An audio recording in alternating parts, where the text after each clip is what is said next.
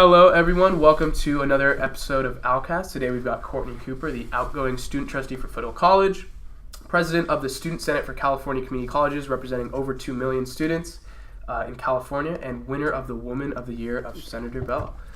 So, Courtney, thank you for joining us today. Thank you for having me. Yeah, absolutely. And congratulations. This is an awesome podcast. Everyone I've talked to, everyone who's a student or a teacher who's listened to it, they love it. So congrats. We're going to try to keep it going for next year too.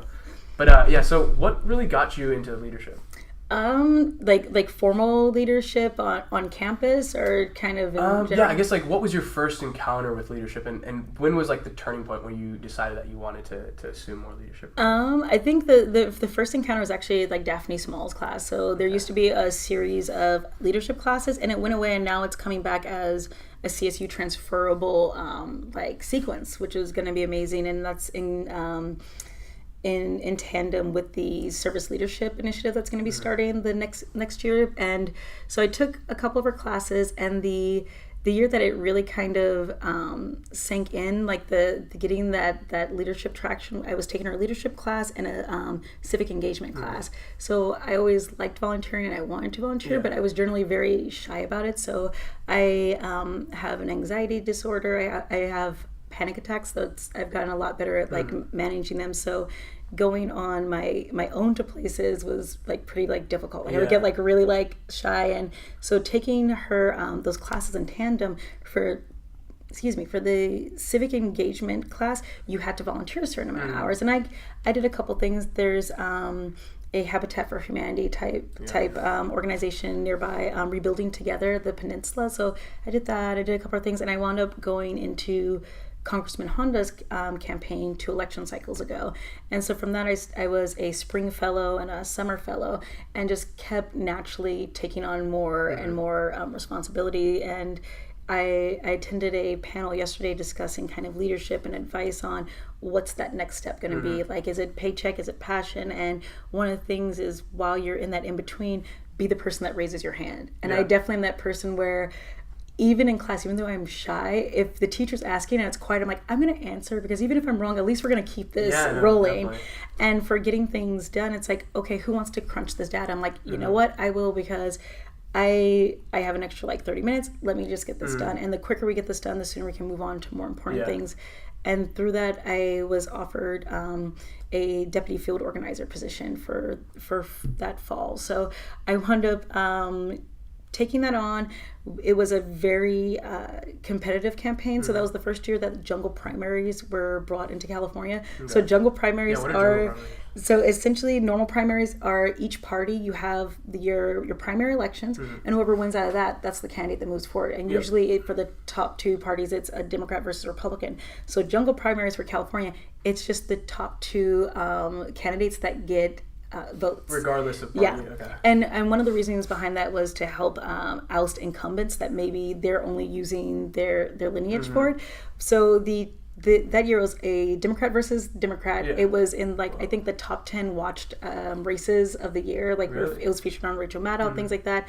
And it was interesting because we had President Obama's endorsement, and he actually had landed on the soccer field that year. So there's pictures, if you search Congressman Honda or Foothill and Obama, the Air Force One helicopter landing there. But on the soccer field? On a soccer field at Foothill, Really? Yeah, it's amazing. How many years ago was that? Oh my God, 3 years ago? Whoa. Yeah, I had no idea they do that type of stuff. And because the fundraisers in the Los Altos Hills, that's on our plate. But so we had President Obama's endorsement, but then the other candidate, they had one of the Obama for America organizers. So it's very kind of interesting dynamics. We had a lot of small contributions versus out-of-state contributions. So it was a really big initiative of recruiting students, training them, helping run and further develop a internship program, being able to do Get Out the Vote, which is basically you have as many people who have volunteered in the past, you see if they're willing to come back, and the 3 days leading up to and the day of, you are just calling and knocking every door possible to make sure vote, get out there, know the issues. And I think we went through the entire district, and there was at least an attempted knock twice on the entire district. And for me, that was amazing because we won by a very small margin, but it really cemented in that two things, like every vote counts, because looking at the precincts, when you broke down the numbers, sometimes you want a precinct by 3 votes. Yeah. That means literally... How big are precincts in general? I mean, they like maybe a few lot, neighborhoods, right? like not very big. Like you think you have a county, you have your district, obviously, that they're in. So for Congressman Honda, it was from San Jose, Cupertino, all the way up to Fremont.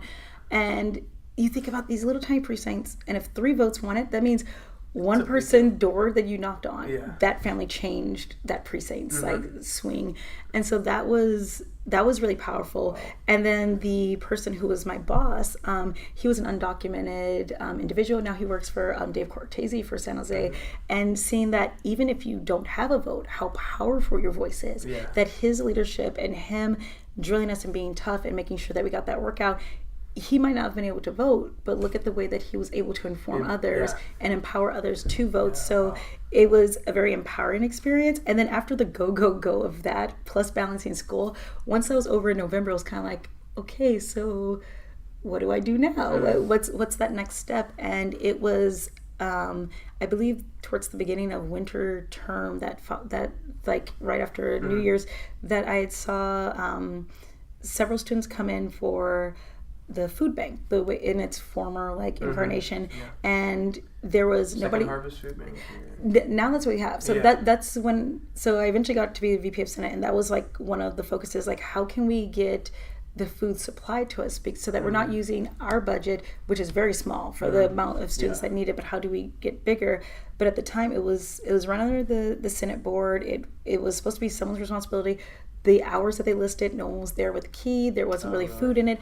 And this must have been, it was right before Dead Week. So I saw all these different people turned away. Some of them were international students, some were older, some were young. And it was thinking, I come from like a background where I've known what it's like to be hungry. I've been a foster youth. And it's like, you want people to learn, you want them to be successful, but you can't run a car without fuel. And here we are turning away the people. But then there was also this kind of attitude of, well, it's not my job, for the people who were in the other like positions. So I made that kind of decision at that point where I'm like, I'm gonna run for like student government then. Like if people feel this way and they're not taking pride in their work, because even if it wasn't my job to do the food bank, I would think that, okay, well, what can I do to get it done? And there was a transition of the food bank over to the Smart Shop, and now after administrator got involved, like within that summer, Tom Shepard, he wound up getting second harvest. Like he wound up getting the paperwork done, and it was amazing. And it was kind of disheartening, like in a way, thinking it's like, okay, well, we're trying to do all this research and we're trying to contact these people, but as a student, it didn't do anything. But it kind of also gave credence to, you shouldn't go into leadership positions just for the role, but also sometimes if you get in those positions, it gives you power and credibility and access. And he is a leader. He's a leader of our like department, basically. He oversees like the students. So seeing how his knowledge and his sway, how that was able to be very effective and how much of a benefit that is to students now. So it kind of like, I guess, becoming less judgmental about titles and things like that, so much as really focusing on what do people do with the titles. So that's kind of what got me started into leadership. And that running for office, that was the first thing I ran for. I was only involved in clubs. That's actually what wound up leading me into the SSCCC, the Student Senate for California Community Colleges. So you had VP of Senate for a year. No, I had just got sworn in. Oh, okay. Just like literally, we get sworn in June. So I get sworn in, and then the student body president at the time. So, and this is something I would love to see change, is that we start picking each school for the student senate. They have a delegate, and that's the voting voice of the colleges. And we usually pick it in the fall, but by then we've already done leadership position elections. The regions have already kind of done trainings, retreats, and so they miss out a little bit. And so the way that it's been done in the past has been either there's a temporary delegate or the president does it. And so the president who was elected that year, she was going back home overseas, and so she emailed me, hey, this is a meeting, can you go to it? You represent, this is a little background. So literally just stumble into like SSCCC. I'm like, okay, I'll drive out. First meetings all the way down in Monterey, take a road trip out there with a few other students, and I ran for a position that first thing. So I'm like maybe a month into being to VP of Senate. And I went to do communications for the region, and they're like, "Oh, you can't do that because you're not the official delegate. Only official delegates run." So I was like, "Well, so you're just finishing the year off essentially?" No, I was just starting. You were starting for the I was next year, literally just starting. Okay. Like I got like sworn in, and it was going to be that summer where we kind of get trained and we do that transition period, and the president's like, "Oh yeah, by the way, I'm going to be gone. Can you go? Can you like do this? Yeah. This is this thing that happens." So I went and I did it, and so I wound up holding both roles at once. I wound up running for a senator position, and I wound up being the VP of Senate for the school as well as this senator for the region, one of 3 senators, and then that goes up to the statewide level. So I was holding both positions, and that's similar to what I did this year, where I wasn't actually planning on, I was planning to be, this year we're directors. We had a complete organizational change. I was planning to just focus on legislation and lobbying and helping students, and then do that also at the school level with Student Trustee. Instead, I wound up becoming like president. So I for the last 2 years, I've held consecutive school positions and state positions, and I've tried to use that as a means of, how do you bring the state initiatives, how do you bring the state information back local, and not to be tough on people, not to take things too seriously, but more so like letting people know that we have so much more power than we think we do. Yeah. And you have so much more potential for change and action than you might realize, and making sure that information is known. And then if people want to do something with it, they can. And it's been nice to see that a lot of people do want to like take action or bring things past even their club or beyond the ASFC. Definitely. Can you like give like a quick overview of like what the SSCCC is, and like the kinds of like power that the kinds of things that they actually do? And, So I have a whole PowerPoint of this. So it's actually, I'm going to be giving a training next week on this, but the Student Center for California Community Colleges will be entering, I believe it's 11th year. And so it started off to pretty recent. Yeah. And so to kind of back up before knowing that, I believe it was in the 70s or 80s that the law officially passed, that it said student governments have a legal right to exist, that they are a advocating body for their school. And I cannot think of the bill number off the top of my head, but and that brought about your 9+1 rights. So teachers have 10+1 rights. You have 9+1 rights. Okay. And what I'm describing is, so essentially your 9+1 rights are everything that pertains to you as a student. So everything from curriculum, courses. Should you start a course? Should you end a course? So there's been a lot of issues around having more diverse courses, ethnic studies, things like that at the university level. But that's something that you also have power for as a student. I have this saved as a PDF. If we could so 9+1, 10+1, does that imply that the teachers have a little bit more say than the students do, or sort of, because I forget what the extra, let me see, 9+1 rights. Let's edit this out later. Like, I should Google this. And this is my biggest bane and like one of my missions for this next year. So your student, the 10+1 rights, it's because they're teachers. There's one other thing, and I can't remember what it is, but it's very much pertaining to like their pedagogy, things like that. Like you can't be fired just because you want to teach something that at the time maybe isn't like favorable. Gotcha. Okay, so your 9+1 rights, as a student, this is your legal responsibility. And keep in mind, so when you're elected to student government, I know for our school, you have to sit on shared governances, right? And so it's like, well, what's your purpose in shared governance? You're supposed to be giving the student voice, but the component that's left out, because I think it's often thought that students don't need this depth of information. They're going to get bored, this or that, which worries me, because then again, when you're becoming an elected official for your student body, no one appoints you. You are like, unless they're trying to replace midway through, you are requesting, you are asking, trust me to represent you. Trust me to like bring your issues like forward. And where the decisions are made are in these shared governances. And that's one of the things that got me excited and partially cemented me running for student government was, wait, there's a committee? Where does this decision made? There's a committee? So I can go and directly talk to someone about this. And so your 9+1 rights are, it's not optional. These are your legal rights as a student. So your grading policies, code of conduct, academic disciplinary policies, curriculum development, courses and programs which should be initiated or discontinued, processes for institutional planning and budget development, standards and policies regarding student preparation and success, student services planning and development, student fees within the authority of the district. So there's state mandates as well as local. The +1 is any district or college policy or procedure or student-related matter. So that +1 is pretty much anything that involves students, anything that's going to affect or impact students.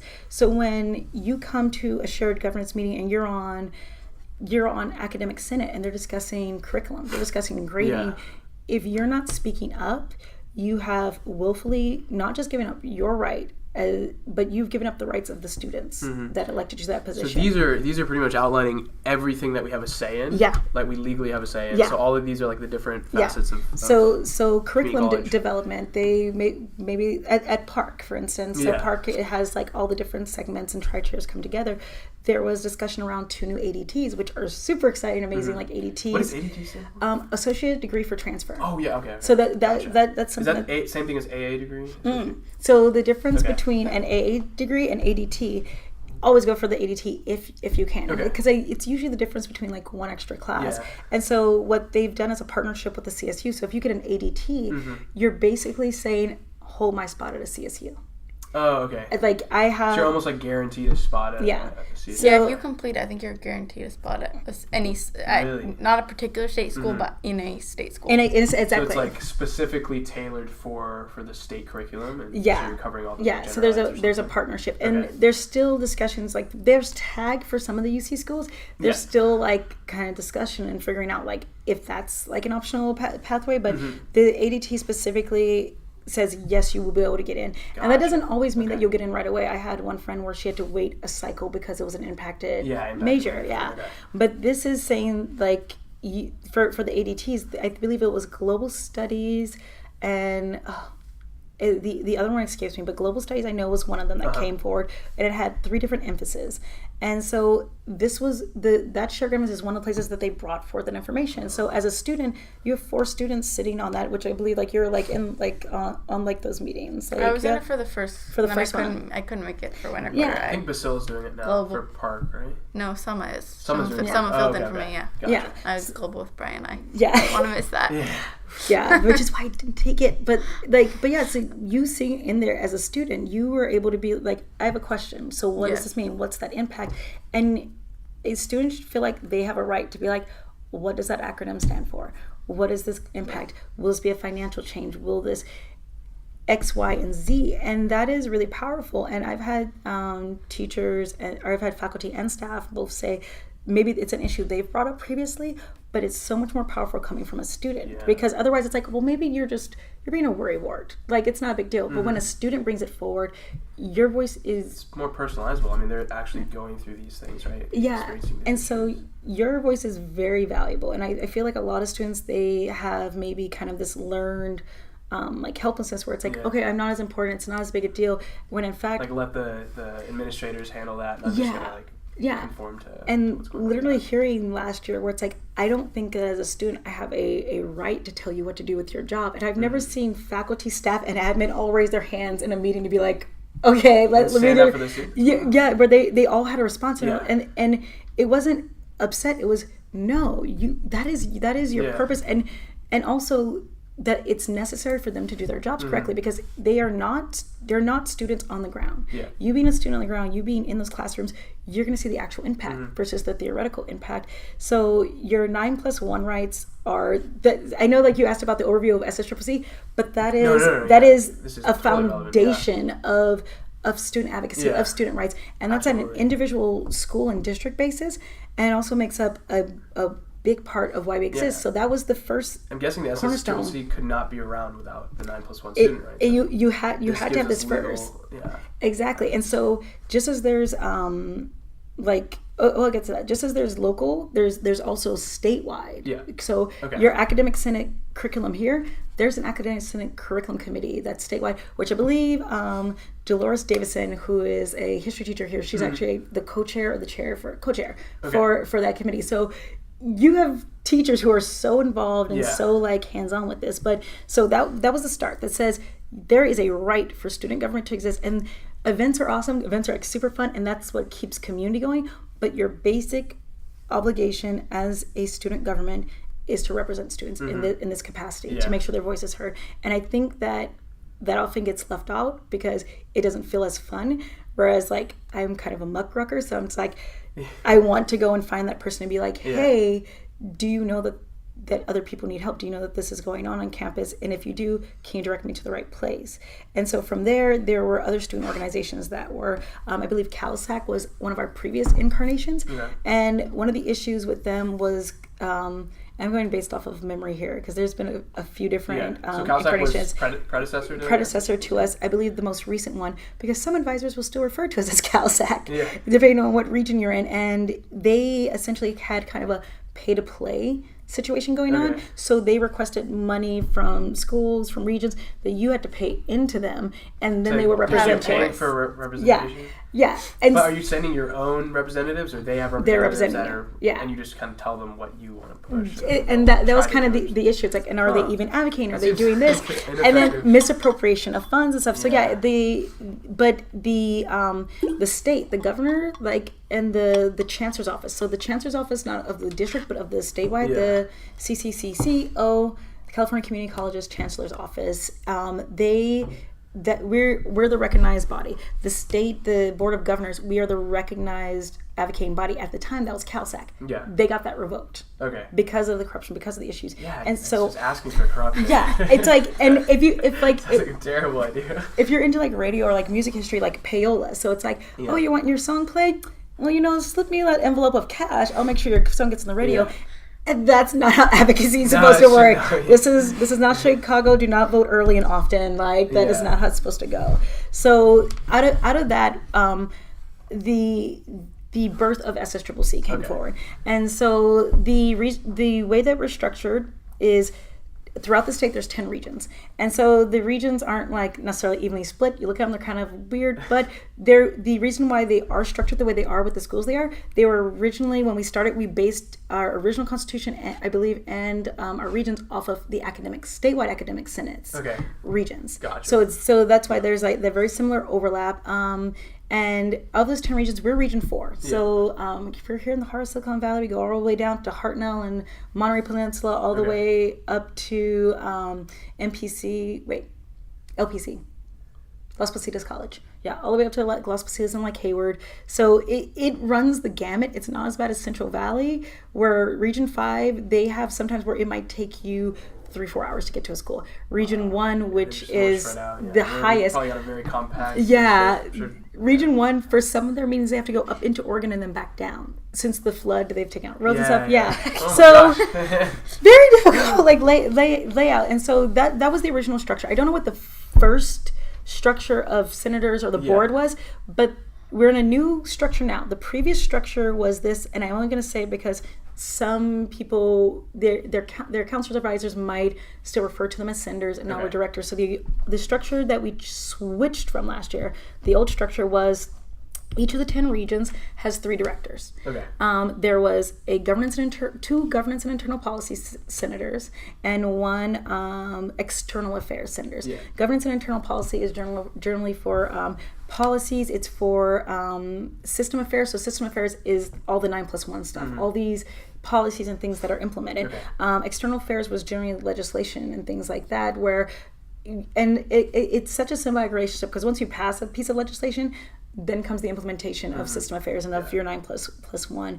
And so that was the breakdown. If you were elected to an executive position, so president, secretary, communications officer, things like that, you also had to hold the dual role of being a senator. So not only were you accountable to your local region, but also to the statewide body as a whole. So the directors are also students? So the senators, everybody's a student. Everybody's If the only way you can qualify is you have to have whatever your district's minimum academic eligibility requirements. You have to have. So it's 100% run by the students. 100%. Wow. 100%. And up until this coming year, we've been running. We have a generous donation from the chancellor's office every year, but we have no. I would say we'll have no budget, at least for legislative things, because it's a conflict of interest. The state can't give us money to go and talk on student rights, and discuss legislative. So for that, we have done that strictly on a zero budget or donations from schools or regions, which that also hasn't happened. So one of the things last year is that we, with that original structure, so the people who are their students, their director, and then the previous president, she was also a Foothill student, Dahlia Salem, who's now at UC Davis, and like you, CS major. So imagine you are a STEM major. So you're a full-time student, you're interning, you're a director accountable to your region, and you are running a statewide organization accountable to the entire 2.3 million students. Wow. That is a lot of duality going on. And so with the new structure, it's still the 10 regions, still the same schools, but now it's we're senators. It's a board of directors because now we are officially a nonprofit, we're incorporated. And so the 3 senators are a regional affairs director, or the 3 directors in each region are regional affairs director, which takes the place of a region chair. And the idea is, if they're coming to the state once a month, they're also going to be bringing that information back. So one of the things for being on the board is usually the first weekend of the month, you have to go up to Sacramento, and we have a board meeting where we conduct our business, basically, like the board-wide business. So you take that information you get at the statewide, and you're supposed to be bringing that back to the local level. Then, so you have regional affairs director acting as the chair. Then you have the system affairs director, which they're going to be in charge of populating the shared governances that are statewide. And so that's more internal to the region type thing? That's a statewide thing. So this will get us back to the 9+1 at the school level is academic senate, or your planning and resource, or DRC, like if there's a committee for that. Instead, you have a statewide, and there's 46, I believe, we're active on. So you have 2 or 3 different DRCs, weights and allocations. You have distance learning. You have open education resources. You have foster youth and kinship. You have veterans resources. You have Academic Senate Curriculum, Academic Senate Equity and Diversity Task Force. You have Academic Senate Executive Committee, Board of Governors, which is, if you think about our trustees, the Board of Governors are the trustees for the state, the entire 113 schools, like for the system. So you have these shared governances were statewide, which sometimes they rotate, sometimes they're always in Sacramento. And what we do is each board of director has to sit on, I believe, 2 shared governances. Oh, so these are statewide shared governances. So not just system affairs. Every director has to sit on at least 2 shared governances. I believe 2 committees, maybe 1 shared governance at least. But it so the system affairs is concerned with more of that implementation, more of the policy side of it, like the system part of it, and also making sure that and this is something that I'm realizing, the fact that people don't know as much about their 9+1 rights, is that they're supposed to be bringing that back to the regional level as well. Just as it's important to do advocacy training on legislative works, you need to know your 9+1 rights on your campus rights. Oh, definitely.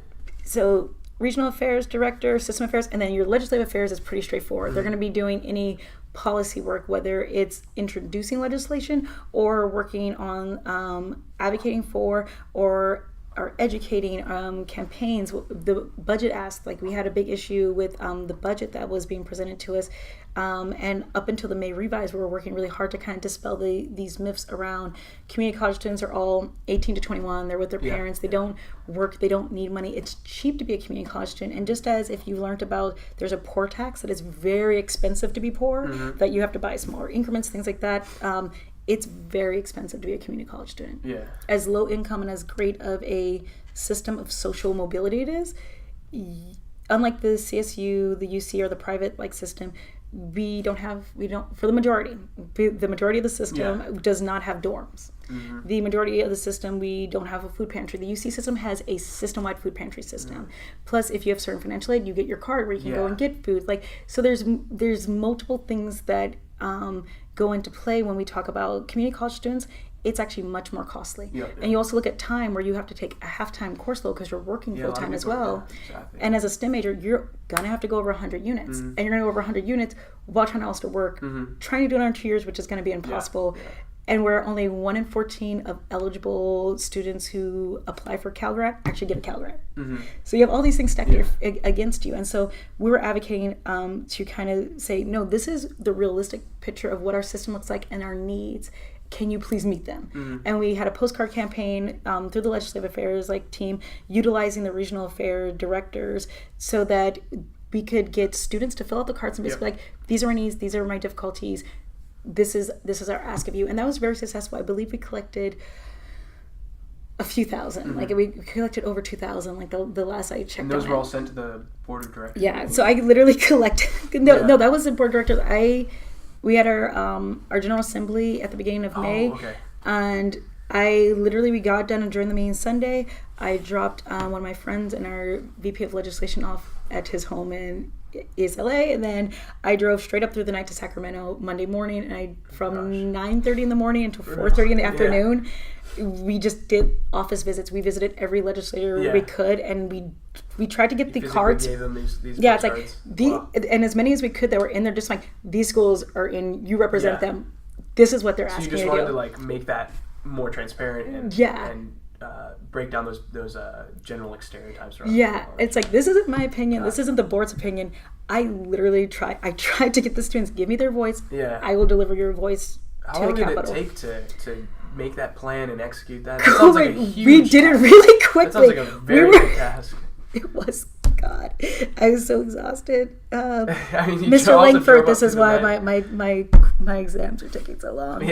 But TCAS was partnering with, so this is what's amazing. It was a coalition. So as soon as we found out about the budget ask, there were a couple planning meetings, and then from that, once we kind of figured out what is it that we need to do, we don't want to attack the legislators because from their point of view, they want to help us. They think what they're doing is helping us. But it's because they don't realize. Know, right? For me, I would compare it being in a wheelchair. I fell in my chair and you immediately want to grab my arm and you pull me back up. But because you didn't ask me what I need, you're actually ripping my arm out my socket. You're hurting me. And so I'd be like, what do you need to be helped? So we didn't want to demonize or chastise these legislators. It's they have good intent, but maybe have old information or false preconception. So once we knew, what will we even do? We want to inform. We don't want to just discourage them from helping. We want to inform. And from that, TCAS was amazing. They covered the postcards. They got that together really quickly. We got that disseminated. So within a month and a half, we had collected all the cards. So we disseminate them out to the state, and then we collected them back at General Assembly, which it was a little less than a month. And so the coalition was the Chancellor's Office, the Faculty Association, the League, so CCLC, which represents the CEOs and presidents of schools, so Chancellor Minor, Twee, Bryant, which we do not always agree about things. And then we also had TCAS, which is a nonprofit that does research into these things. And you have the students, so you have administrators, teachers, the Chancellor's Office themselves, the budget performance chancellors, and students all saying, we're all on the same page, which is like a Halley's Comet of an issue to happen. And so it was disheartening with some of the visits to see that they were still we know what's best. And the kind of feeling of this is what's going to be the best thing without actually recognizing what is being asked of them and the reality of the students. The fact that everyone was on the same page, shouldn't that convince the legislators? That's such a giant red light. So that was kind of a side tangent, but that's a legislative affair. So it's everything from literally introducing policy, and for an example of how powerful students are. If you ever doubt what a bunch of motivated individuals can do. So not this fall, the previous fall, there was back up. So that's the structure. Three senators each. Let me do that first. 3 senators in each, or 3 directors in each region. And 10 regions. And then what we do in July, once we have everyone elected, that's when the new term starts. And then we hold elections. And so what's changed from the previous year also is we have 7 executives. We have the VP of Finance, the VP of Communications, the VP of System Affairs, the VP of Regional Affairs, the VP of Legislative Affairs, President, and Executive Vice President. And so everybody, their committees are populated by the directors, except for Finance and Communications. Whoever is the communications equivalent officer, finance equivalent officer for the region, that populates there. So they're the only ones not coming to the statewide meetings, but we want to make sure that the regions had a voice and there was transparency. If we're going to be making a budget or discussing finances, we want each region to be having that say in it. We want each communications officer having that say in it. And so once you're elected to that, you have to, you basically step down from your director position. That becomes vacated, and the next meeting for region, they can re-elect someone. So there isn't any fear of regional bias or being conflicted where my region wants this but the state voted for this. Like my region was against this resolution but the state overall voted for it. So there we tried to take care of that conflict, which leads me into the General Assembly. So twice a year we have a General Assembly, which is the delegates are the only voting bodies at these meetings. So literally the school is the vote and you are not yourself. You like, I'm not, if I was a delegate, I am not Courtney, I am Foothill College, so like voting.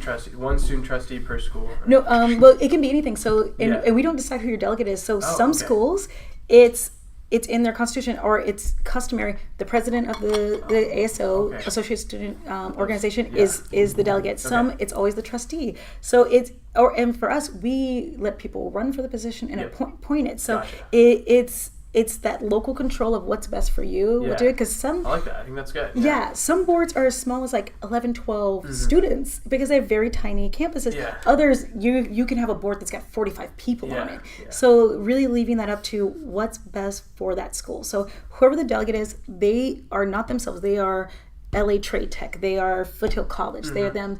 And because that question keeps coming up, it's like, why can't I abstain? I'm like, unless your school voted as a body to abstain, you're not representing. You are not you. School. Yeah, and in that case, they paid for your plane, they paid for your food, they paid for your everything here.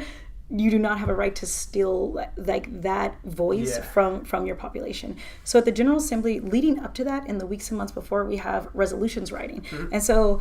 Like you decide, you know what's really important to me? I think that we should be working on bike safety. Like we should have a best practices handout for bike safety. I want you guys to work on that. So you have, whereas this is an issue, this is an issue, this is an issue, resolve it that the SSCCC addresses it through this, this, and this. So if you're either your school can sponsor it or the region can sponsor it. And that will go into a final resolutions packet. And once that's in the packet, it gets disseminated back out to the regions and the schools. You're supposed to have people read through it. The student body should be taking a stance on things and telling the delegate this is what we think should be happening. Ideal best practices. Regions should be going over it, discussing it as well. And then at the General Assembly, which is 3 days, we have both trainings. So like you can be, I want to learn more about Parley Pro. I want to learn about Brown Act. How do I be a parliamentarian because I'm a justice for my ASO? Or what do I do if I want to have more sustainable practices? I'm on a shared governance and they're talking about IEPI. What the hell is IEPI?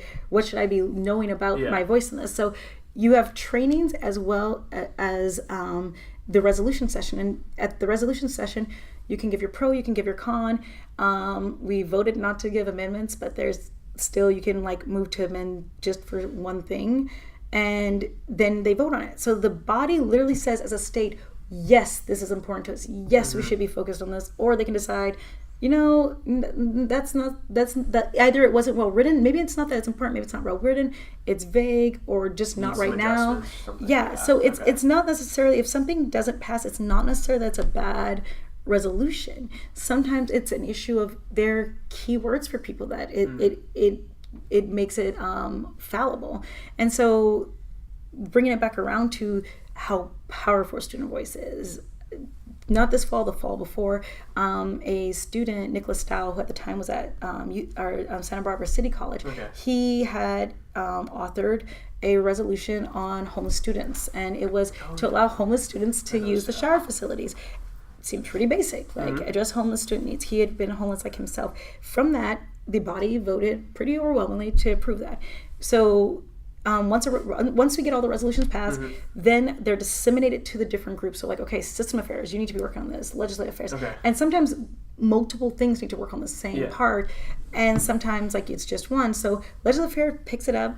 We kind of shop it around, and Assemblymember Doss Williams, he actually picked it up and made bill language for it. And so I guess he had been a community college student, and I believe what his story was that when he was in community college, he was homeless for a while, and he actually used the beach showers. So he would go to the beach showers, and that's how he'd take care of himself. So he understood that importance. So it resonated with him personally. Yeah, and so already that's amazing enough. It's like, something a student saw as a need. Because a resolution shouldn't be just to you, shouldn't be just your campus, but what is something you think that broadly students need help with? So it goes in just a few months from that to bill language. From there, it gets picked up. We do a really heavy lobbying campaign. We did surveys, things like that. Really put out a big force. And that year we had wound up sponsoring or co-sponsoring 7 pieces of legislation. Wow. Finally come to summertime. And this is all with a zero budget, mind you. So people are taking Greyhounds overnight. People are sleeping in their cars. We're sleeping on people's couches. Like, it is that communal, that like fellowship that comes through that.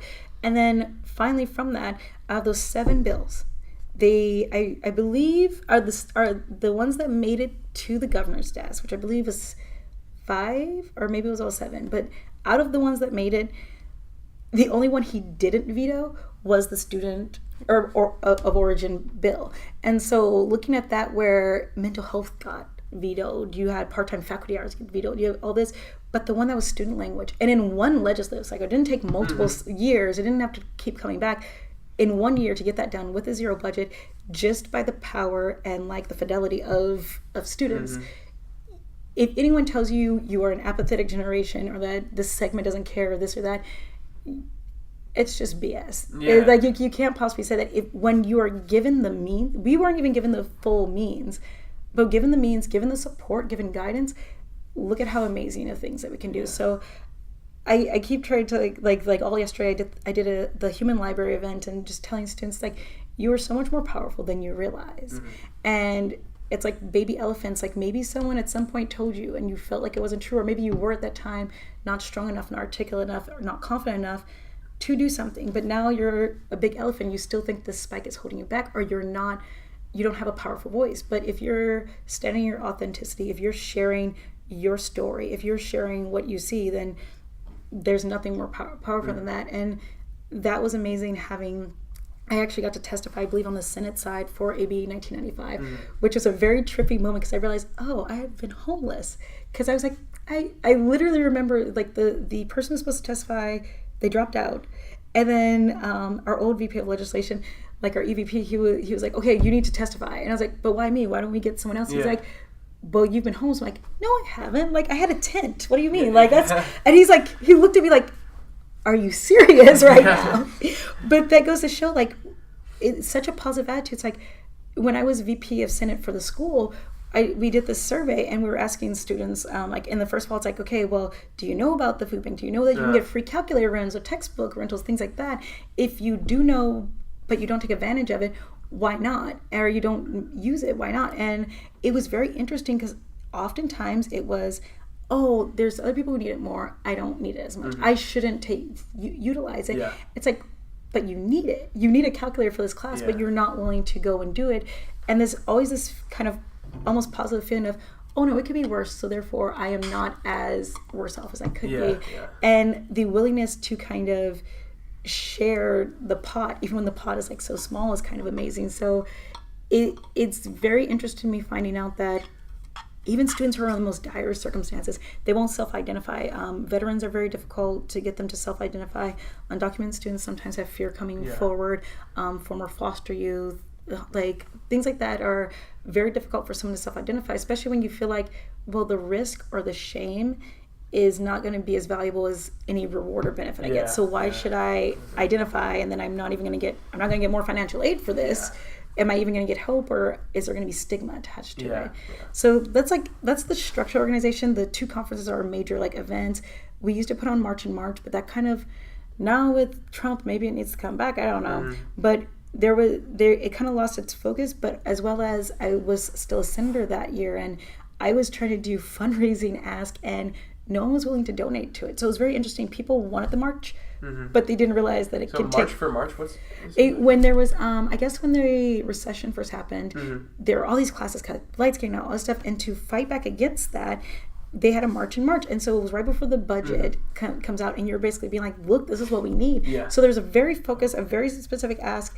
And the last time I went, it was kind of tied in with the fact policy conference and stuff, but it didn't seem as focused. And that was literally right before running for student government here on campus, that was my experience. And like, oh, this is interesting, I guess. Like that works. And I believe like Foothill even donated, and we had some of the buses sent back empty. So we didn't have enough people. And so now that things are bad, I guess people are more interested in it again, but it's difficult because how do you sustain and ask if things are going well? But then also how do you sustain your presence for when things go bad, that you still maintain that? And that's something that it can't be just left up to the board to decide. It can't just be, we're going to be upset after the fact. There needs to be a continual input. And I think that one thing that we often lack in any part of life, like whether it's like civic engagement on campus, off campus, is holding people accountable in like a civil way, where if I elect somebody and I don't like what they're doing, I've done this before, like you write a form letter to Anna Eshu and be like, hey, this is a concern of mine, this is coming up for a vote, just so you know, this is how I feel on the matter, and I voted for you. So like can you let me know like what you feel on that? And you usually get a form letter back, but waiting till after you're elected official or after a policy takes place to complain about it, to be informed, it's really difficult. But at the same time, are we having a society that's set up that allows people to be as civically engaged as they might want to be? If you are always in a tunnel vision of survival, of rent and food, I also can't put all the onus on someone to be actively participating in something when they also have to worry, well, where's my kid going to go to daycare? How am I going to get this textbook that's $200? So trying to find that balance of how do we be as transparent and as available as possible, but also, like with the 9+1 rights, letting people know, no, we need your feedback. Because if we don't have your feedback, we're operating on a very small slice of data as opposed to a larger voice, like input. Yeah. Wow. Yeah, that's exciting. What would you be like your biggest advice, I guess, for students who are trying to get involved in leadership, who have that like imposter syndrome a little bit? Because it is like kind of a barrier. I definitely have had that in the past. So. Really? I think a lot of people have experienced that at some point. Like, oh, like I don't deserve to be here. I'm not that knowledgeable on these subjects. But like there's this sense that they're going to find out that I shouldn't be at this table. Exactly. Yeah. I think with imposter syndrome too is you assume other people don't have it, which is the worst part. Yeah, exactly. And everyone has it with some part of their life, I think. Yeah. You feel an imposter syndrome at some point. Yeah. And so you just teed me up like great for like the segue. So I went to I took a break from the human library thing yesterday, event yesterday, and it was great. I went to the Honors Connection, and I've been like so shy. Like I said, I have, even going to the statewide level, I still have like issues going to things on my own. So I'll go in. I kind of want to observe first, and then like interact. And so this was like my second or third meeting, and everyone's so welcoming and friendly. It was super nice. But the Honors Connection, they start off the club with icebreakers, and so this one I've never done this one. I'm gonna have to like take it. Daisy Rosales is the president, and she had us do fear in the hat. So everyone got a piece of paper. You had to write down your fear, make it specific. Yeah. So you write it down, fold it up, you put it, we didn't have a hat, a cup. And then you pass that around, and then everyone picks it out. So you read what it should work out as, and it did. You read someone else's fear, and then your interpretation of what that means. Yeah. And the trippiest part, there's 2, 4, 6, 8, there's like a dozen of us in there. And I'm looking at these people, like I come from like a kind of a difficult background, but then I'm looking at people who are coming from a stable background, or I see has it all together, or they're pre-med, or this and that. And you make assumptions, and you assume, well, they're confident, they have it all together. I'm the only one who's struggling or floundering or like anxious. And the running theme was like, I'm afraid that I'm not like enough. I'm afraid of I won't succeed. I feel inadequate. Like one person, I want to be liked. Like there was one where it was like, I'm afraid of my cat dying, and one I'm afraid of falling out of a roller coaster. But out of like a dozen people, almost to a fault, and a lot of the ones that people spoke on were the ones that I was debating, oh, do I want to do that? No, I'll do something else. And so hearing, and not knowing who said it, but hearing that was such a universal theme in that room of some of the students who were supposed to be the most successful, the cream of the crop, and that is still such a pervasive fear. That there's one fear of roller coasters, but there's 11 but there's 11 fear of what if I'm not good enough? What if I think mine was because I all of those were true, and I was like, okay, I don't want to do that. That one's what I always do. It's like I'm afraid that I'm not going to enjoy life because I'm spending so much time pushing myself, based on the fear that I'm not good enough, Yeah. that by the time I do get like, as if happy or success is a destination. It's never going to be a destination. It's like, one day I will reach happy. That's hard. I will reach a destination. Totally. I'm going to set up a nice little house there, a little cabin. Just camp out and enjoy it. And then I will enjoy it. And it's like, no, but I feel like I'm going to keep on this treadmill, and then I'm going to look back one day and be like, I did not enjoy any of life. I don't even, there's classes, looking back at my transcript, I'm like, I know, I kept the text, but I know I love this class. I don't remember any of the discussion. I forgot that I even took it because I had a couple courses where I was trying to take 18 or over. I think the year that I did Congressman Honda's campaign, I took 22 units, dual enrolled with West Valley. Looking back and being like, shit, what did I do? What I know this influenced me, but I can't remember. So I think first is to realize even the people that you most look up to, and even ask them about it. So I asked Twee about it. Twee discussed about like fraud syndrome, like what's that feeling? And even now that she has it, even though, I mean, she's been interviewed by like all these different television stations, she's like on these amazing like lawyer organizations, she is the first Vietnamese like woman president of any higher ed institution in the country, and still that sense of, am I acting as a president? Am I being a president? And that's a sense that I've been going through all year. And so asking the people you look up to, asking people you admire, and ones that you know are going to like not BS you, ones that are going to drop the waterline and be like, oh no, I have it all together. It's like, you're not as afraid as all of us. And so that's helped a lot. And then, so I would say that's the first. The second would be being easy on yourself. Like, I think it's very interesting having anxiety and having it based off of like being from foster youth, being from that background, having actual past traumas where people are like, oh, you shouldn't worry about it. There's going to be no consequences. What's the worst that could happen? It's like, well, when you actually have had consequences, it becomes a very real thing. And so sometimes people from vulnerable populations, like whether it's undocumented, foster youth, or veterans, things like that, they might feel as though, no, at some point in the past, they have spoken up or they have acted, and there's been some kind of reprisal, whether it's verbal, physical, whatever, that actually does cement a sense of fear. But going back and kind of acknowledging, it's like PTSD almost. Yeah, and that's something that a lot of cultures don't acknowledge, like mental health issues and things like that. And that took me a long time. I thought I had a stomach ulcer, and finally I think a teacher was like, honey, you're having panic attacks. Like, I would literally get so nervous and so anxious for class, I would throw up. I remember leaving Professor Tweet's class one time and throwing up outside the communications building because I was so anxious at the thought of having to go and not even in front of the class, but interact with a group of people one-on-one. And so looking at that, so like being kind, being easy to yourself, and thinking, well, where did that like that little negative voice that tells you you're not good enough, it's like, where did that first start? And wherever it started, even if it did manifest out of the blue, it's a liar.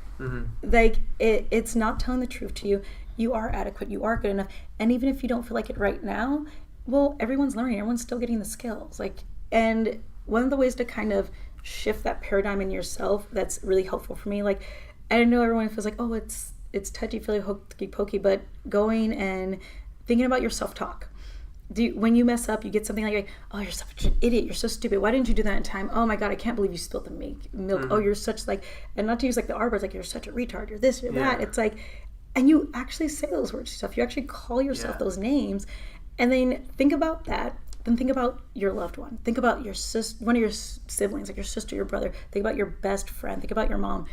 Imagine telling them that when they come to you with a problem. Your mom tells you, oh my god, like I was late to work and all these things. Are you going to be like, you're such an idiot, why don't you plan ahead of time, why don't you do this? You would be like, what an asshole, like, oh my god, like that person's like awful. So imagine, like, if you would never speak to a loved one like that, even an acquaintance in class like that, but you're telling that to yourself all the time. And for anyone who's done like an instrument or sports, muscle memory, because I've had people be like, oh, I'm such an idiot. I'm like, don't call yourself an idiot.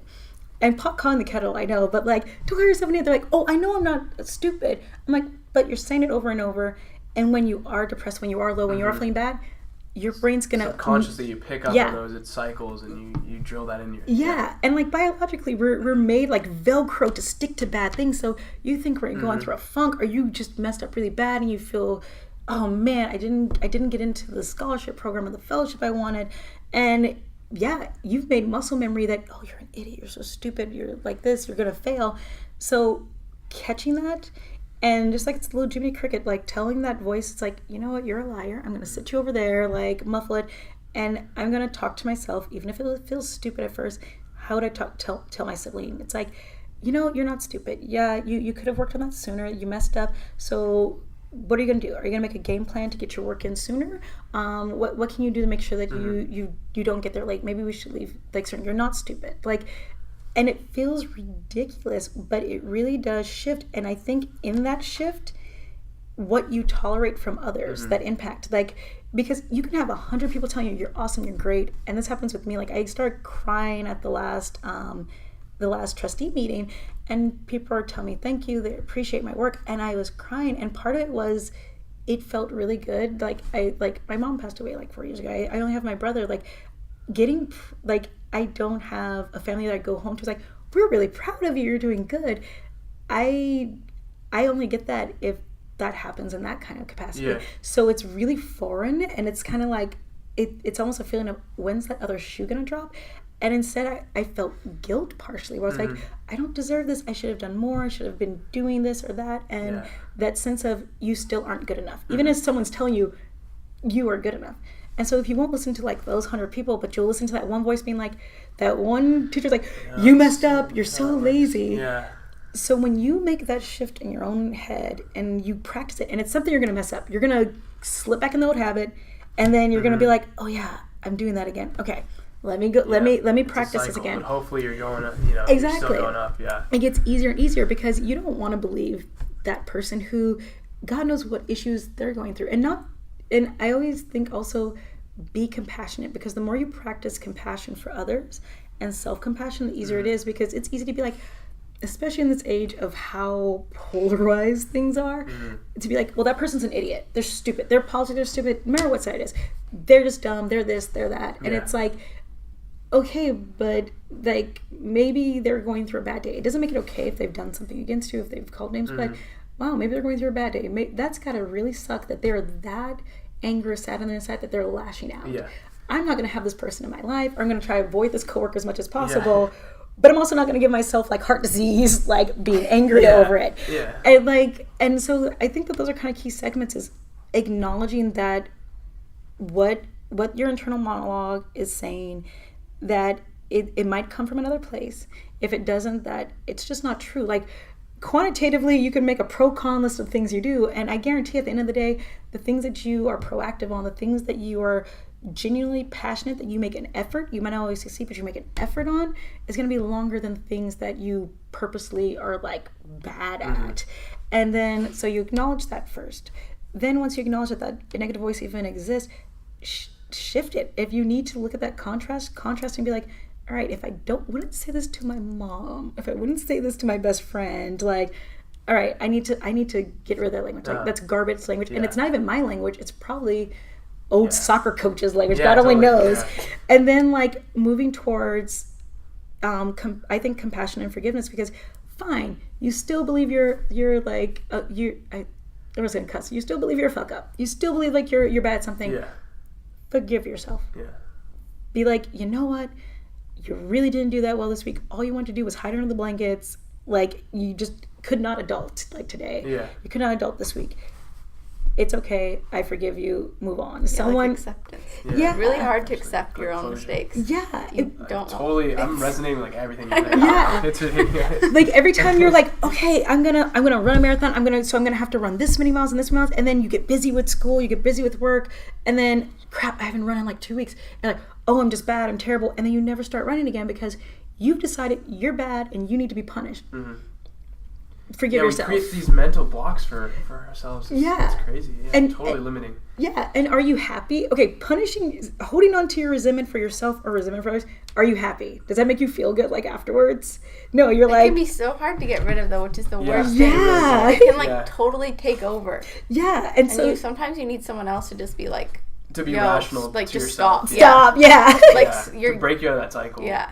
And you don't want to hear it either, and you'll argue with them about it, and then you know they're right. And that's where this might sounds crazy, but that's when you start arguing with yourself. It's like, all right, would I tell this to my friend? No. And you almost have that conversation as if you're like you're your own Jiminy Cricket. It's like, what are you doing? Okay, you messed up the last couple weeks. Put on your shoes, go and run in. We're getting back out there. You're gonna feel so good at the end. No, I won't. I'm gonna feel terrible. Yeah, it's like this internal like. Yeah. You're like, no, I shouldn't do that. No, like that's not. Get the dog. Put on the shoes. You don't have to put on the shoes. Just go on your sandals. Just go outside for 5 minutes right now. And like sometimes it's just that, like being proud. It's like, all right, I started the intro to my essay. I think that's another one. It's a good one. Is all or nothing. And I have like ADHD. Oh yeah. Oh my gosh. Yeah. I have like ADHD. It has to be good immediately. Yes. It never happens. Perfectionism is BS. Like it's never going to be perfect. And it's never going to be perfect on the first draft, on the first run, on the first like whatever. So it's like, get rid of the all or nothing and perfectionism where it's like, just start. If that's the best thing for getting into leadership, for getting over yourself, just start and do it. Yeah. The fake it till you make it, where it's like, you know what, this is not going to be perfect. This is going to kind of be janky looking, but you know what, I got to like start somewhere. That's what I did with this right here. I just started it. Like, I kept it up. Like, it's like, what number is this? 15, I think. I think it's 15. Oh, yeah. wow. I'm going to try to break 20. But yes. But yeah. Oh my gosh. You can do it. So like, I guess, okay, I need to like make a list because I'm going to tell you, actually, I have my own domains. I have my own website. And I've been like working on coding and stuff. And so like, this is like the logo that I, like, so when I paint or things, I sign it backwards C, forward C, and then like usually, because it's Courtney Lorraine Cooper, and then like, if you try and do that graphically, it looks like a janky H. But the that's Did you make that? Yeah, so that's the cross of Lorraine. So it's Courtney Lorraine Cooper, basically. Okay, nice. And so I have a website. I've been working on it, and then realizing being in office, your opinion, sometimes you just need to keep that to yourself for a little bit to keep the peace. But like working on drafts and things, and like people like you, people like Fontanetta, like who works in the accommodate testing, like as one of the stuff, like. I think that would be, I want to make a list now after I leave here. After yesterday, I start writing because it was such a transformational, amazing day. I got up at like 4 a.m, didn't get home until like 10, 11 at night, but it was so transformational. And then writing those things down, so when you get off track, when you stop running, when you stop being committed, you remember. But like you doing this, you just starting, one of the things that I think was kind of the best advice for me is I hate getting help. I'm very tough and very stubborn. Like I've only been in a chair since first grade. Like I like used to walk. I am very much a tomboy boy, despite these cute unicorn nails. But the change, a change in perspective is the difference between falling or flying. And so a change in perspective of I don't want anyone help. I don't want to be a burden, and changing that to it gives you pleasure to help others, right? Mm-hmm. So why are you denying others the pleasure of helping you? Yeah. Why are you being selfish? Yeah. And when you change it up like that, because people are selfish, they have no problem doing a hard thing. And the other one is for how to start.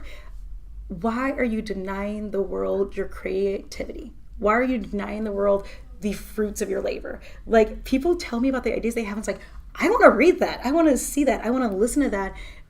And the fear of it not being perfect, the fear of having a missed note, you are being selfish. You are withholding from the public. I haven't thought about it like that. And it's amazing, like looking at some artists where like for painters, and you can x-ray their canvases, and they might have painted over the same painting like 3 times. They're like 3 deep on a painting. And then like you just denied the world a masterpiece. Thank you, Van Gogh. Why did you do this? And so building on those steps, like don't, if you need to change that paradigm, you change the self-talk, you change the perspective on, well, I don't want to burden people, I don't want to annoy people. Bring it on. Give me your music, give me your art, give me that. And so you doing this, that's an inspiration to me, where it's like, you know, I'm going to write, and maybe it's not going to be the perfect thing out the gate. I'm going to keep my photography going. Maybe it's not going to be perfect out the gate. It's not going to be Ansel Adams. But if you're standing in your authenticity, you're standing your truth, it's all good. And you have to like start somewhere. Like I guarantee even like Beethoven at 3 had to start hitting the keys. So I think like, and just for my own head, this is always like for my own reiteration, is like acknowledging that negative voice. try to, if you can, figure out where it came from, so you can like put the boogeyman back in the closet. Just being in the present moment, I think is so important. Being mindful is so important. That you were like listening to that negative voice is like you living in the past. Everyone talks about centering yourself. Or the future too, or like you're not. You're somewhere else. Narratives around. There you go. Somewhere else. You are not in your own body. And tell me if you guys get this. And it's definitely, I feel like this Silicon Valley thing where at the end of the day you finally sit down and you feel like almost the entire day you've been out of your own body because you're go. Totally. Yeah. I totally feel that. Last quarter especially, I would have to like lay in my bed and just feel like, oh my gosh, I feel like these I'm in my body.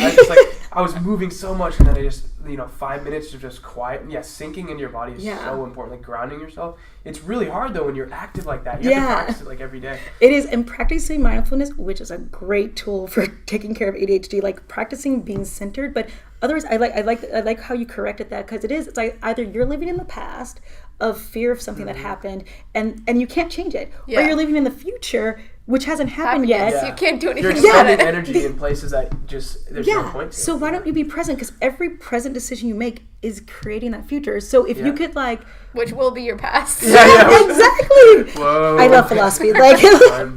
So if you can acknowledge that voice, if you can figure out, am I trying to predict something? You're not psychic. No one's Jean Grey for like my Marvel fans out there. Like, be present. You're not in the past. You're not a little kid. You're not on the soccer team. You're not like whatever that was that made you feel inadequate.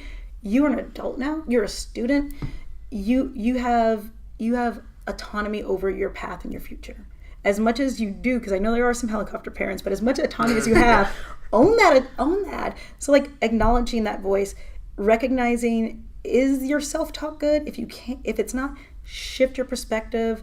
What was the third one? Like shifting the perspective, just getting started, like doing the work that needs to be done. And then I guess again, changing your perspective of allowing people to enjoy the fruits of your labor by doing something. Like something on a canvas is better than a blank canvas. So like being able to take those steps and go forward. Oh, that was the other one. Being compassionate and forgiving yourself, and so that you can leave all that baggage behind. Like no one needs to be running with like weight. So I would say for getting over fraud syndrome or like imposter syndrome, for moving forward in whatever pathway you're doing, I think that those for me have been key elements. Like I always think of things as my toolbox. So I'm like, those are the tools that I have to continue pulling out. And sometimes it'll just be like centering yourself, where affirmations where it's like, I am thankful for my body. I'm thankful that I woke up. You know what? At least I can. And I've been going through some chronic pain like lately. And so really it's kind of like when you're sick and you only can breathe out of one nostril and you're like, I've never been so grateful for both nostrils as when that clears up and I can breathe freely. Oh no.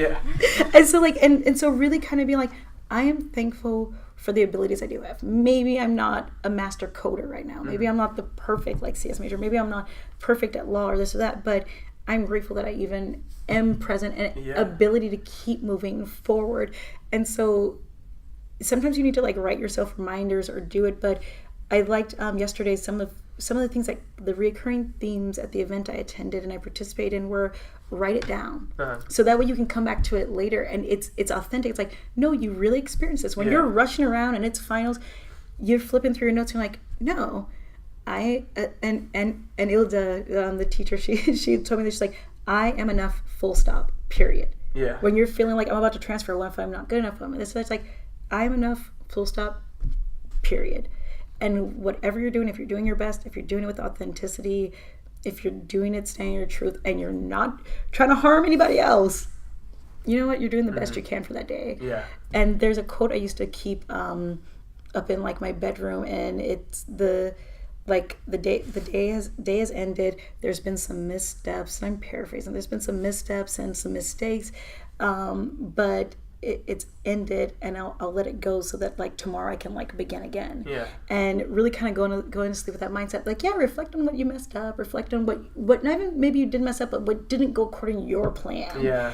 Which life is life is never going to go according to your plan.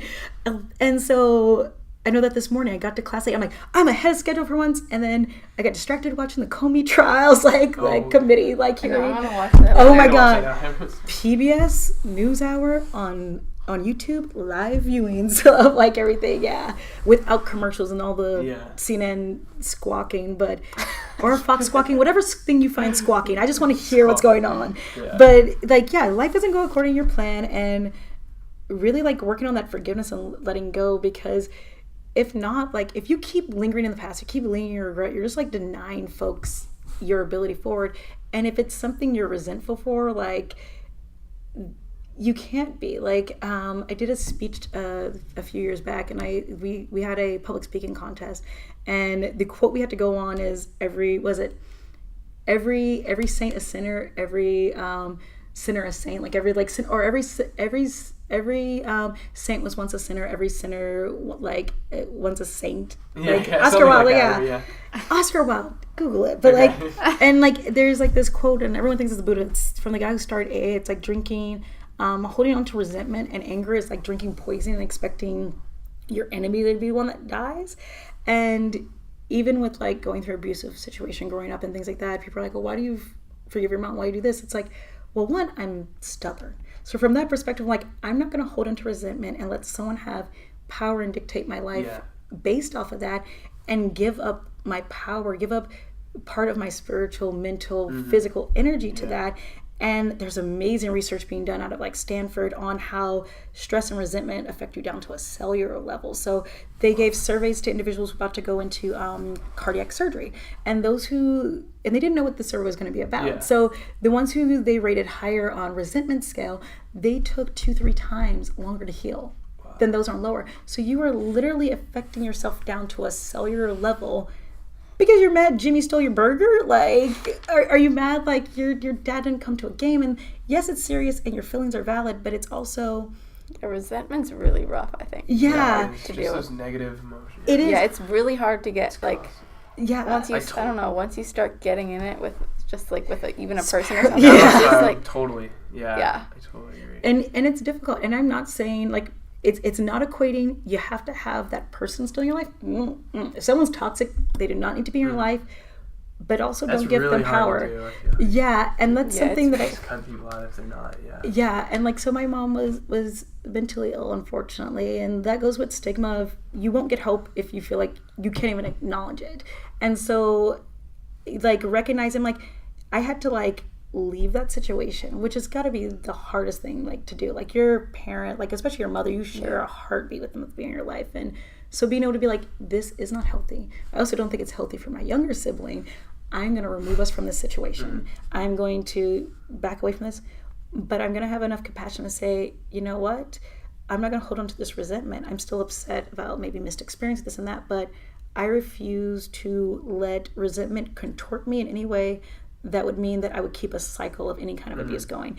And that goes along with also when I realize I let go of resentment or anger, I also, it makes it easier to forgive yourself and your own shortcomings. Because if you're going to hold people to one standard, you're going to probably do it with yourself and be really tough with yourself. So resentment and like this holding on to like these things you dig your nails in, and it becomes a part of your identity of being wounded. And it's like, no, I was wounded. And I am a survivor. I was a victim, but I'm also a survivor. What is in my power to change? If I can, and you can never control other people, you can never change other people, but I can change myself, and I can make my environment better, and hopefully in that way make others' environments better. And so that, I think, like I'm like very holistic. Like I think that kind of, it all feeds into itself, and then you fall off the wheel, and then you get back on it, and you're like, oh, I'm doing negative self-talk. Okay, acknowledge it, work on it, move it. What's happening? And I feel like it's like dieting. Like Christmas comes around, you're gonna be eating all those cookies. You're gonna be like enjoying it. You're gonna fight with Uncle Bob. Like things are gonna go around. And then at some point, you if you are able to stop and come back into yourself, it's like, am I satisfied? Am I happy? Or do I feel exhausted? Do I feel like heaviness is the way I describe it. And then, do I want to feel this way? Is it more valuable to hold on to that heaviness, or do I want to move forward? Man, I want to make a podcast. I want to be like awesome. Like I'm going to like screw this stuff. I got other things to do, like kind of thing. So I think like for me, those things have made it easier to go into advocacy, into like owning my space. And then when I feel like I'm being selfish and trying to speak up, I try to think when you are at a table, when you're at a committee, that is such an astounding privilege. Like There's a I can't remember, humanities or like sociology, and basically the quote is that he's less concerned with the Einsteins that have gone through universities than he is with the near certainty that there are geniuses who have died in fields and in sweatshops. And the fact that it's like, yeah, I've been through multiple traumatic things, but I woke up today, I have a sound enough body, a sound enough mind, and I'm able to be present at this committee. It is an obligation upon me to speak up for those who can't. It's obligation to make space for them to speak up for themselves. If they cannot come to the table, if whatever system structures society has in place that prevents it, it's my obligation to take that and be like, you know what? This is what's been told to me by my friend who's trans, who's undocumented, who is disabled, who's a veteran. These are the things that they've told me they're struggling with. You're the body in power. You need to acknowledge this. And one of the things that I try to get people out of their mind, because everyone feels like they're a victim. And so you try to talk about race or LGBT or gender issues or things like that. And oftentimes it's a very self-centered reaction where people are like, but what about me? I've suffered too. And so the analogy that I try to use with people, like being in a chair, is like, if we're walking along and I have people say this to me, I'm like, I do not see you as disabled. Like, I see you as normal. And it's like, thank you, I think. And so we're strolling along, and we both are going to the same destination, to this building, and we get to the destination and you start walking up the stairs. And pulling yourself up to the bootstraps to me is like, I could get out my chair and I could scoot up the stairs and one by one pull my chair up. You're going to get to your destination a lot sooner. I'll get there eventually, but with so much more tremendous difficulty than if not to make it easier on me, but to make it equal or equitable, I had a ramp. And so the idea of, well, I didn't build the stairs, like, it's not my fault. It's like, no, but you're benefiting from them. Yeah. Even if you've just come to this town, these stairs have been here for 200 years, you're benefiting from a structure and a system that's already in place. And instead of feeling guilty about it, I don't want you to feel guilty. I don't care. Okay, you can walk, cool. But what I need you to do now is go to the top of the stairs and be like, there's someone at the bottom of the stairs that needs to speak to you. Or if they are not willing to do that, be like, I need to speak to you because my friend is like stuck at the bottom. Yeah. And I think that when we get over that initial like, oh, I've done something and someone's calling me out on it, and we release it and be like, we kind of have empathy. It's like, well, what must that feel like to be undocumented and hear someone use illegal? What does that feel like if you're trans and you're misgendered? What does that feel like if you hear all these Islamophobic like remarks being made? I don't go through that, but that's got to be hurtful. It's got to be hard. Do I want to continue being an asshole? Do I want to continue doing something mean? Or if someone's told me they're hurting, or someone's told me, you don't recognize that this is difficult for me, but I've now brought it to your attention, you then have to make a decision of, do I continue my behavior, or do I continue to ignore others' like behavior, or do I then have to be like complicit in the system, or do I want to like speak out against this? And I feel like going into like advocacy, like getting over feeling selfish has been more so looking at who isn't at the table, and I can't get them to the table right now. What can I do to make that better for them? Because I know that it's crappy the things I've gone through, so God, it's got to be really crappy the things that they've gone through too. And in some way, if you can ease other people's, their insecurity, their pain, their like whatever, doesn't that, like, I don't know, it feels like if you can bring up someone else's humanity, doesn't that also like fulfill like more of like your own humanity? And it's crap because it's exhausting. Like, I have so many identities, and sometimes it's like, I don't want to educate you right now. I had a lady this week in class, and she said a couple problematic things. She's like, you don't really look black. So what's your hair naturally like? Have you watched the Chris Rock documentary? And I'm like, I just want to learn about climate change. Like, I'm not here for this right now. And so I've kind of told her no. But then the next day I go, and for 5 hours I can sit and be a human library book and talk about ADHD or blackness or disabledness. And so it's never to say you are obligated to educate others.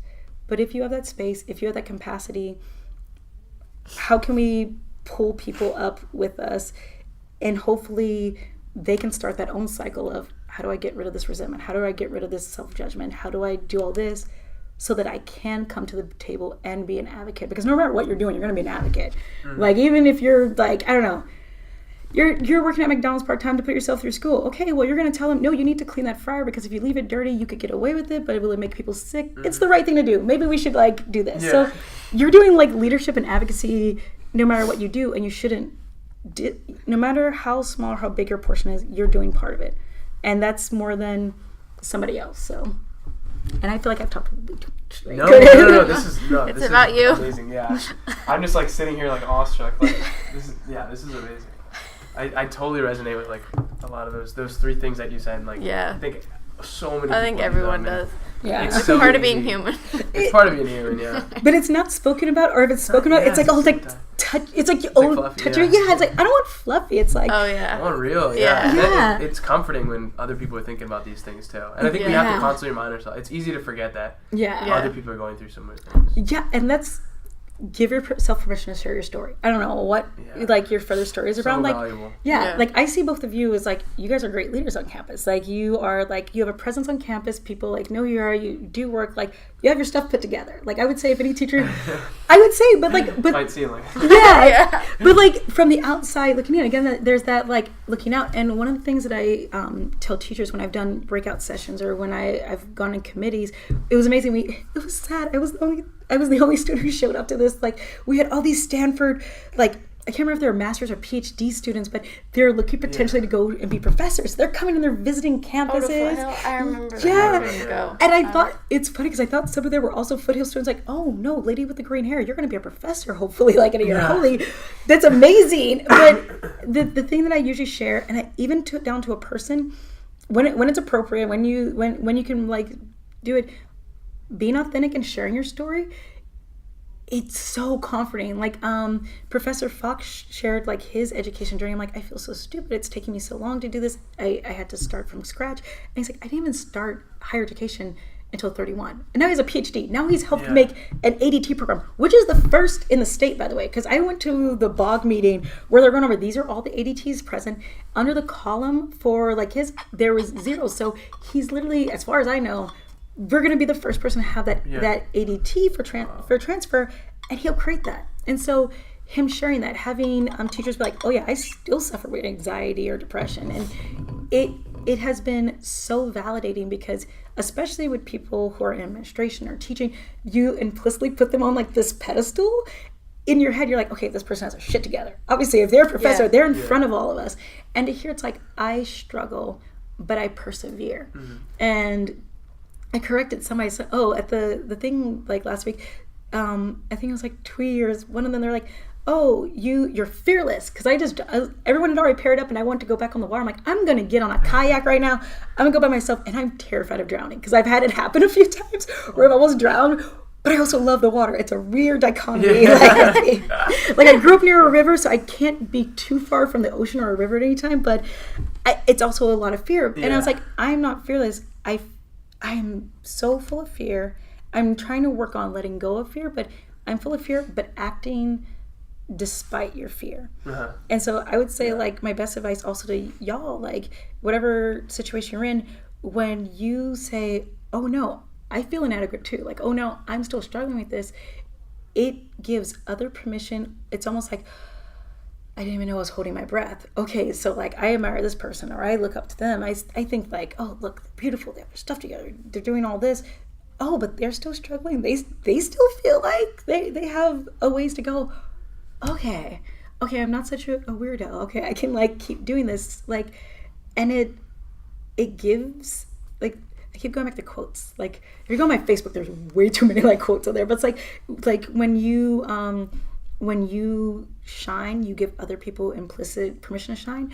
But when you also talk about your shortcomings, you let others like acknowledge that they have shortcomings, but they can still be great. Yeah. That like, what is it? From the panel, like Michael Jordan, he's like, oh, they talk about all the shots I do make. They don't talk about all the ones I miss. They don't talk about all the practices and all the things I get there. And I feel like the more as a society, we're such a consumerist and visual society now, and everything's perfect and in front of this curtain. Totally. Social media definitely proliferates. Yeah, everything's a perfect moment, everything's happiness, and there's all these studies coming out how detrimental it is. It's like everyone's always happy and we're always doing this, and did that hike really happen if you did not post the picture? Yeah, I know. And I'm the worst at that. I still owe pictures from like Women's History Month, which is like in March. Like I take them and it's like, oh, okay, well I'm gonna do that later. But then feeling like also there's I have to show that I did it. I have to document it. You're expected to do that now. Yeah. But how often do you see people who, when they're going through their depression, when they're going through their illnesses, their chronic, like last week I sent a Snapchat to someone, they're like, they went to call me on the phone and I literally just had a heat pack and I'm curled up in a ball because I was in chronic like pain. And they're like, oh crap. And I was like, yeah, like I'm going to go to school. I'm going to try to look as put together as possible because you're not supposed to show that side, but everyone goes through that. Everyone experiences loss at some point. Everyone goes through depression. So I feel like the more that we can, at appropriate times, when you have that emotional mental bandwidth, share or acknowledge shortcomings or fears, it's so healthy because it's like, okay, I'm not the only, I'm in a room full of honor students. It feels, I don't know, storytelling I think is really, yeah. Just like letting it, you feel better, but then other people also realize it's so helpful. They're not the only ones.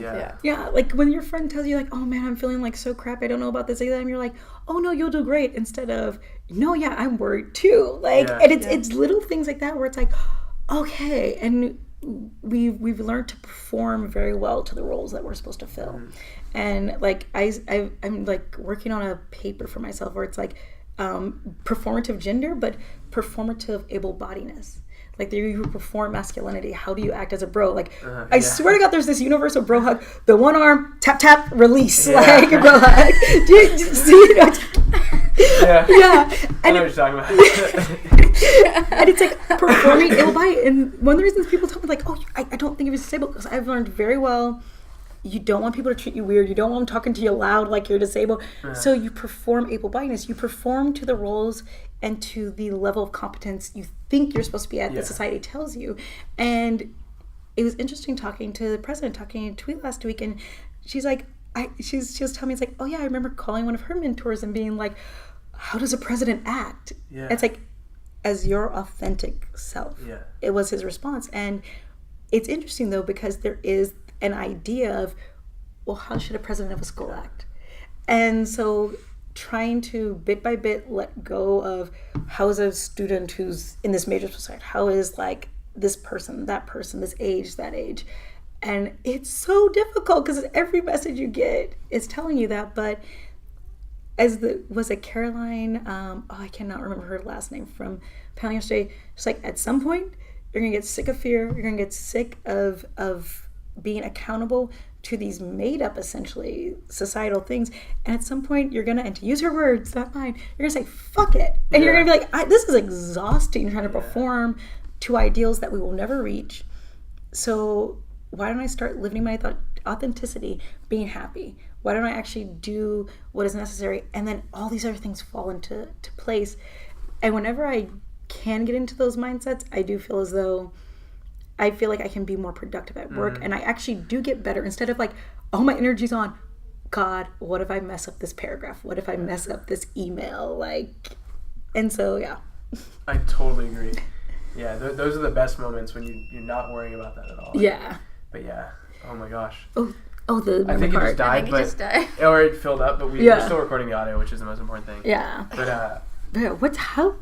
It's like 2. We can wrap. This is so. I'm so glad we recorded this. Oh my God, 2-parter. Like, send me the unedited, just like so I can put it in my journals or like remember. Absolutely. Like, oh my God. Preach. Oh my God. You're amazing. You're amazing. No, it's no one ever talks about this where it's like, I don't want to hear a TED Talk. I want to hear a peer say this stuff to me. And it's stuff that I think that was the only other leadership. Like, I don't know if you can cut this in early. Like, the meditation that I've been going on for the last 2 years for leadership is be the person you needed when you were younger. So when you're like, that's interesting. Yeah, like when you're impatient, when you're like, I already explained what this acronym means. You're like, okay, how many times did it take you to remember what this acronym is? How many times did you have to ask, what's SSCCC? What am I doing? I'm in this organization. What am I doing? And so having that patience, having that compassion. What did you need from a mentor? What did you need from like your boss? And what didn't you get? Did you just get thrown in the water? What did the people who didn't throw you, or what did they do that was good, and can you replicate that? So trying to be the person that you needed where you're younger, whether you got it or not. And I think that's helped make me a better leader. It's also helped me be like a better friend sometimes. And again, sometimes you have to come to the point where you're like, I recognize that there is either there's something toxic here, or there's codependency, or if I keep holding your hand, you're not going to do your work. So I'm going to explain it. I'm going to write you down the steps, and either you do your work or you don't. At some point, you have to make a decision of, do you act or not? And that goes for yourself too, where your mentor can hold your hand as much as they want. But I cuss. This comes back later for jobs. It's like, at some point you got to shit or get off the pot. Yeah. Like, or as my older brother likes to say, if you're feeling froggy, leave. And so like, you always that balance. Like I know I keep giving these little asterisks, but it's because like you'll say something to somebody and they take it as such an extreme. It's like, you're saying that I always have to be nice to people? No, just when you can, try to be nice. Yeah. If you can't, get the hell away from that person. Or if they're toxic or if they're draining, you know you can't deal with it. But definitely, it can be hard to do that. It is. It's so hard. It is. And like I've gone through cycles. Like one of my best friends, I've like stopped talking to her off and on over the years, but it's usually like there's only so far I can go. And if this is repetitive, I can't continue because it is draining on me, and I cannot risk going into codependent cycle. Totally. Sometimes it's hard to like recognize that it's even bad, right? Yeah, a lot of times you don't recognize it for a while. I think. Yeah, you don't. I don't know. I really wish there was more education, and this is like this is not to do with leadership. But I feel like it permeates every part of life, whether it's platonic, romantic, institutional relationships. Is we discuss abuse in physical terms only. Yeah. And we romanticize mental and emotional abuse. And you think about like, and I remember my mom saying this at the time, like, I just want to watch Beauty and the Beast. She's like, Beauty and the Beast is horrible. Like, and this is like 90s, and she even was like, not a big feminist lady. Like, she said problematic things, but like, you have a guy who's holding you captive, who's mean to you, and it's your fault if he's mean to you, and you have to make him calm, and you have to civilize him. And even within friendships or bosses or things like that, we don't acknowledge that mental and emotional abuse have just as much, if not more in some ways, impact than physical abuse. Like there's like some study in the early 2000s, like siblings who they used to like fight, ones who had a more physically aggressive relationship, actually there was usually more lingering, or there was less lingering trauma. They were usually able to get over it quicker than siblings who it was a lot of like, oh, you're fat, you're ugly, you're stupid, this and that. Because and it literally like it scars your brain pathways. Like your synapses are always going to go to I'm bad, and that's where that little negative voice, you're not good enough, that's like one of those like little seeds gets planted. And so I wish we talked about mental illness, like personality disorders, things like that, and what is codependency, what is mental and emotional abuse, because you can't see it, which is hard. Physical abuse, it's like, oh, my arms, it's there, I see it. Yeah, I can see a bruise. Even though there are challenges though with that, but it's like, okay, like my dad, he keeps guilting me about picking me up on the weekends and this and that, and there's something that hurts there, something that feels bad, there's something icky. As much as because you've never been given that vocabulary, unless you wind up taking a class or you go and read or do research on your own. You're like, what is this? I literally do not have the. I think it's totally fine. Yeah. I literally, like as a painter, I think it's like I literally do not have the colors to express this. I don't have the words to like put this, and I feel like it's. I guess it goes along with like stigma and stuff. I really wish that we discussed more. What does that look like in our culture, and especially that our culture is we should be polite. And I say it's more for girls, but I think guys and gals where. A guy, like you might have a girl being very like emotionally and mentally abusive, where it's like you can't hang out with any of your female friends, you can't do this, you can't do that, and it's not being acknowledged as that's controlling behavior, or this is that. And so how do you go about being able to equip individuals to recognize, you know what, you might love your mom, you might love your dad, you might love your sibling, whatever, but they are toxic around you, and that doesn't mean you have to hate them.